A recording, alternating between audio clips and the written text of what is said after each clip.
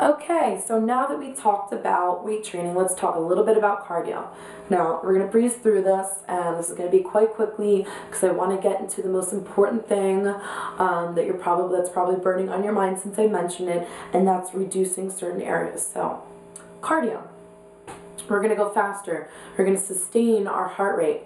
Now, I kind of dove a little bit into fat burning zone and cardio zone. Now, the difference is that the fat burning zone, when you're burning fat, you're going to your fat stores and burning that, and the lower intensity is that you're sustaining your heart rate for a specific amount of time, but it's not as sustained as your cardio zone. Your cardio is very high. It's 80% of the highest of your heart rate. So if you've ever been on an elliptical machine or, of course, a treadmill, you can actually see the actual maps. There's specific numbers according to your age group and, of course, your gender. So there's so many different elements, but again, fat burn zone is lower intensity. It's a higher heart rate, but it's not as high as the cardio high intensity heart rate, which is going into your glycogen stores to burn.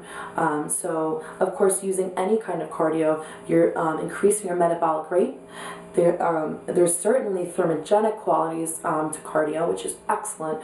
Thermogenic means that your core temperature gets raised, and it has a metabolic fat burning quality to having your body temperature being raised. So the thermogenic effect, the high metabolic effect, and of course all the wonderful things that come along with being in really great cardio condition, which is great sleep. Of course, you get a little bit more hungry and using food more efficiently. So cardiovascular, we're going to go faster. We're going to go longer. We're increasing our heart rate. Okay?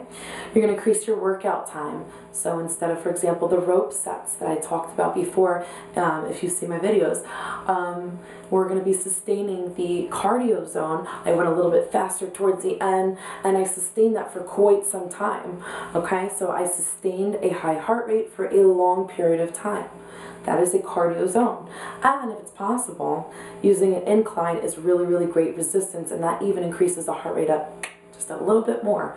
So, of course, we always want to be safe. We definitely want to be well stretched out and properly hydrated, just like we would if we were weight training. But increasing the heart rate, okay? Sustaining that increased heart rate, okay? It's going to have the thermogenic qualities, the weight training, time under tension. Your muscle's going to adapt to being under tension for a specific amount of time and going slower. So incorporating cardio training and weight training. Now let's talk about conditioning. Conditioning is not a far cry from weight training or cardio. It's pretty much just a mix of the two.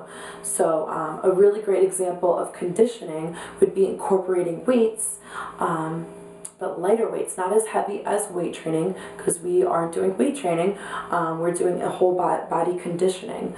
So tire flips, if you've seen one of my other videos, when I went underneath the tire and I flipped it for reps, I'm actually lifting weight and I'm pushing it forward, and my heart rate is being sustained because I'm doing it for reps.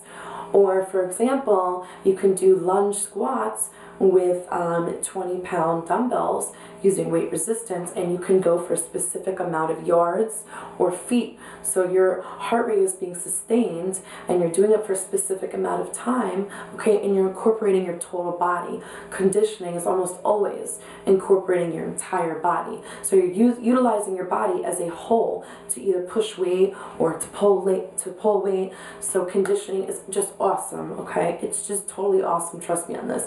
So you can always do strength training, which is weight training.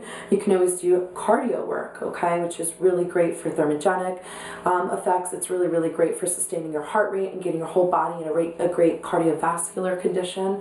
And there's conditioning, which is conditioning your body to utilize either its own body weight or other types of weight or resistance, whether it's pushing or pulling or so on and so forth. So 1 or 3, or of course alternating it. 1 week doing conditioning, another week doing cardio, another week doing weight training. As long as you're consistent, you're changing up the workouts and you're making it exciting for yourself.